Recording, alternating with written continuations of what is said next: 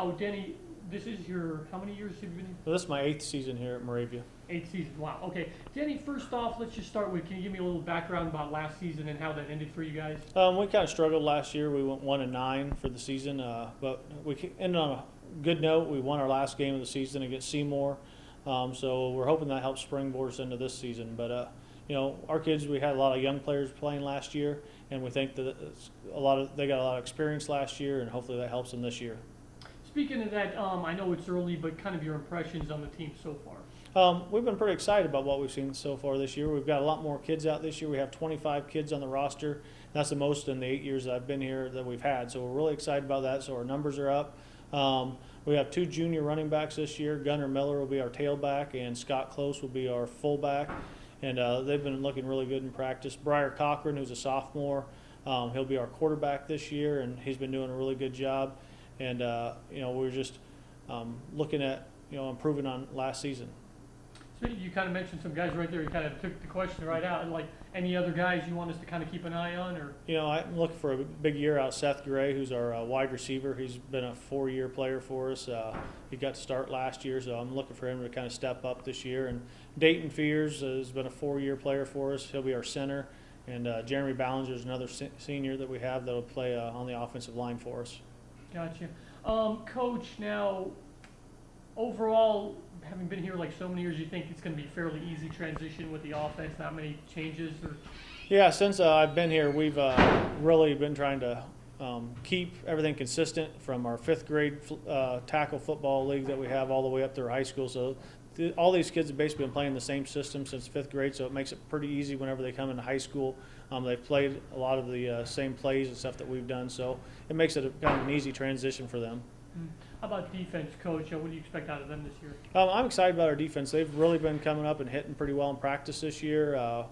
Gunnar Miller will be one of our linebackers. Scott Close will be defensive end. We have a kid that just came back out this year named J.J. Johnson, who's been doing a good job at our defensive end position. We've actually had a freshman and a sophomore that's really been stepping up this year as our other linebacker position.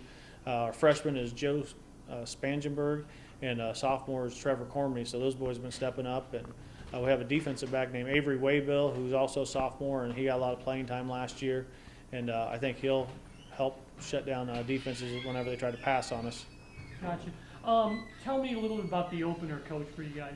We take on Lamoni next Friday night over in Lamoni. Lamoni was a state qualifier last year. They finished 4th in their district. So they only lost a couple of players, so it's going to be a pretty tough game for us, but hopefully our boys come out and are ready for the task. And is that the scrimmage you were kind of telling me about? No, we actually tonight have what we call Meet the Mohawk scrimmage tonight, and that'll be kind of, people can come out tonight and watch us kind of have a glorified practice. We'll practice and have a little 15-20 minute scrimmage at the end of the night. Gotcha. So this game next week, the 23rd, that's the season opener. Yeah, that's the season opener. Okay. It's a non-district game, so we picked them up last year on our schedule. They lost one of their games that they were supposed to have, and they contacted us and asked if we'd be willing to play them. And we thought, hey, if we can get an extra game under our belt before our district starts, we thought that'd really be beneficial to us. So, like I said, we're going to go out there next week. It's going to be a hard game, but we feel like if we can compete well, that's what we're looking for. Gotcha. Last question, Coach. I know you mentioned 1-9 last year. Any goals or expectations for this year's team? Yeah, I feel like we can definitely finish in around 500, if not better. I mean, that's our goal, is to at least finish there and try to get in the top 4 for the playoffs. I know we have a couple of teams that are going to be really solid in our district this year. I feel HLV of Victor will be really good, along with Wayne of Corden. Those are going to be 2 solid teams. And Twin Cedars just came off that good state baseball run that they had, and they've got some good athletes coming back. So those 3 are probably the 3 top teams in the district. But that 4th spot in the Iowa playoffs, I feel like it's really open. So hopefully we can slide in there and make the playoffs again this year. What do you think it would mean to this team if they could get into the playoffs? I think they'd be pretty excited. You know, our seniors, they made it as freshmen and sophomores. We had really good seasons back then. So for them to get back into the playoffs their senior year, I think that'd be something big for them, and really fire us up going into the next couple of years with as many young players as we have to help us in the next couple of years to come. Perfect. Great job, Coach. All right. That was. And we'll kind of walk through tonight from 7 to 7:15.